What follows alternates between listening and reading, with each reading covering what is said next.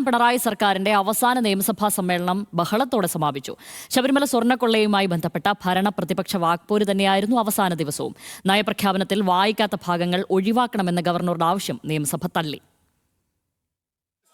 തുടർച്ചയായ പ്രതിപക്ഷ പ്രതിഷേധങ്ങളുടെ പശ്ചാത്തലത്തിലാണ് മാർച്ച് 26 വരെ നിശ്ചയിച്ചിരുന്ന സമ്മേളന കാലയളവ് ഇന്നത്തോടെ വെട്ടിച്ചുരുക്കിയത്. ശബരിമല സ്വർണ്ണക്കൊള്ള വിഷയമുയർത്തി ചോദ്യോത്തരവേള മുതൽ ഇന്നും പ്രതിപക്ഷ പ്രതിഷേധം. ജനങ്ങളെ ബാധിക്കുന്ന വിഷയമാണ്. ഒന്ന് ഈ ലാസ്റ്റ് സെഷൻ അല്ല. മന്ത്രി രാജിവെച്ചാൽ എത്ര സ്മൂത്തായി ഈ മന്ത്രിസഭ കൊണ്ടുപോകും. ഈ സഭാ സമ്മേളനം നമുക്ക് അവസാനിപ്പിച്ച് പോകാൻ സാധിക്കും. ചോദ്യോത്തരവേള ഒഴിവാക്കി സ്പീക്കർ തുടർ നടപടികളിലേക്ക് കടന്നതോടെ പ്രതിപക്ഷം സഭ ബഹിഷ്കരിച്ചു. ഈ ഗവൺമെന്റിന്റെ മർക്കട മുഷ്ടിയും അഹങ്കാരവുമാണ് ഇന്ന് സഭയിൽ ഞങ്ങൾ കണ്ടത്. ജനങ്ങളോടോ പ്രതിപക്ഷത്തോടോ ഒരു ബഹുമാനമോ താല്പര്യമോ കാണിക്കാത്തൊരു ഗവൺമെന്റാണ്.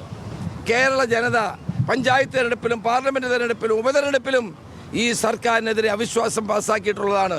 പ്രതിപക്ഷത്തെ രൂക്ഷമായി വിമർശിച്ചാണ് മുഖ്യമന്ത്രിയും മന്ത്രിമാരും സഭയിൽ സംസാരിച്ചത്. ദേശീയപാത, ഗെയിൽ ഉൾപ്പെടെയുള്ള വികസന പദ്ധതികൾ ഓർമ്മിപ്പിച്ചും ചർച്ചയിൽ പോലും പങ്കെടുക്കാത്ത പ്രതിപക്ഷത്തെ കടന്നാക്രമിച്ചുമായിരുന്നു മുഖ്യമന്ത്രിയുടെ 15ാം നിയമസഭയിലെ അവസാന പ്രസംഗം.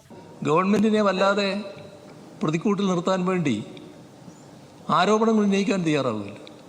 ഏതെങ്കിലും ഒരു ചെറിയ ആരോപണമെങ്കിലും ഈ സഭയിൽ ഉന്നയിക്കാൻ അവർക്ക് കഴിയും. BJPക്ക് നേതൃത്വം കൊടുക്കുന്ന RSSന്റെ മനസ്സിന് ചെറിയ തോതിലുള്ള വിഷമമുണ്ടാക്കുന്ന കാര്യം പോലും ചെയ്യാൻ കേരളത്തിലെ UDF തയ്യാറല്ല. അതിനിടെ താൻ വായിച്ച ഭാഗങ്ങൾ മാത്രമേ നയപ്രഖ്യാപന പ്രസംഗമായി അംഗീകരിക്കാവൂ എന്ന ഗവർണർ രാജേന്ദ്ര ആർലേക്കറുടെ ആവശ്യം നിയമസഭ തള്ളി.